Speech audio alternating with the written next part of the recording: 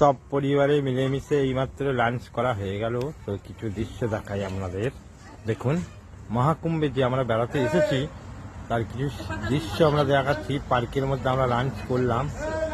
এখানে মহাপ্রভু যিনি পাহাড়ের উপরে বসে আছেন, আর এই যে ছোট ছোট করে ফুলদানি বেশ সাজানো হয়ে গেছে, কি সুন্দর সিনারি দেখতে পাচ্ছেন।